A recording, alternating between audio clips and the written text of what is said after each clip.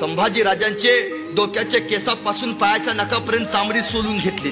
रक्त रक्त मुद्रा या मातीमध्ये ज्या राजाच्या उमटल्या उशीतनं कापूस बाहेर काढावा तसा संभाजी राजाच्या अंगातनं मांसाचा लगदा बाहेर काढला जात होता। पण राजा एकदा सुद्धा रडला नाही। राजा एकदा सुद्धा म्हणला नाही मला वेदना होतात। राजा एकदा सुद्धा म्हणला नाही मला जिवंत सोडा। राजा रडला असता तर तुम्ही आज भगवी टोपे घालून बसलाय ना, इथं पांढऱ्या टोप्या घालून बसावं लागलं असतं। हे फक्त संभाजी राजाचं देण आहे, भगवी टोपी घालून बसलाय ते। मग संभाजी राजांचा इतिहास सांगत असताना एक गोष्ट नमूद करावी लागेल की महाराजांचा जन्मापासूनच मृत्यूपर्यंत संघर्ष आहे। एकमेव योद्धा आहे जगाच्या पाठीवरती, एकमेव ज्याच्या जन्मापासून मृत्यूपर्यंत संघर्ष आहे। आणि उभ्या आयुष्यात एकमेव राजा ज्याची दोनदा चिता जाळली गेली। कोणाच्या वाट्याला आली विटंबना, कोणी सोसला हा यातनांचा नंगा नाच। इतिहास फक्त एकच नाव सांगतं, सर्जा संभाजी महाराज। माणसानं मैत्री केली तर ती छत्रपती शिवाजी महाराजांसारखी करावी। माणसाने मैत्री केली तर ती छत्रपती शिवाजी महाराजांसारखी करावी। जगण्याच्या लढाईत विजयापर्यंत मरेपर्यंत साथ देणारी। नाहीतर मैत्री केली तर ती सर्जा संभाजी राजा आणि कवी कलशांसारखी करायची। मृत्यूच्या समयी सुद्धा भागीदारी मागणारी त्याला मैत्री म्हणायचं।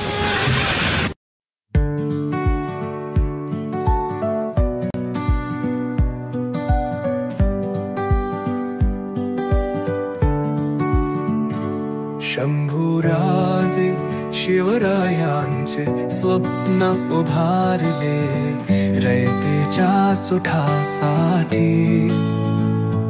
रणतीव्र पेटवले मातीच्या लेकरांनी दैवतापले गेले। सिंहासनावर शंभूराजे अभय दिले।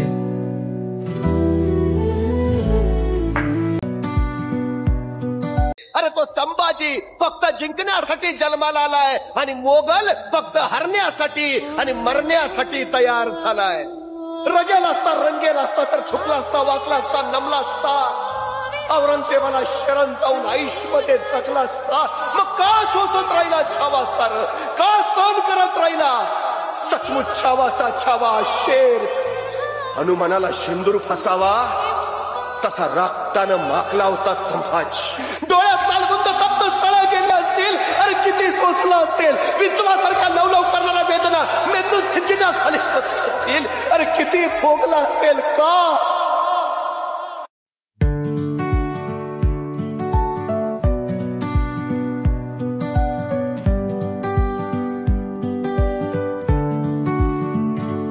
शंभूराजे शिवरायांचे स्वप्न उभारले रयतेच्या सुठासाठी। रणतीव्र पेटवले मातीच्या लेकरांनी दैवतापले गेले। सिंहासनावर शंभूराजे अभय दिले।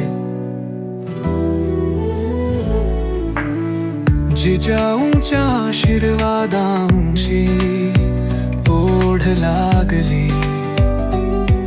या मराठा भूमीने गाथा अमर केली। सावली बनून साराच तूकदार केले। शंभूराजे युगांचे दिते पोजरले। शंभू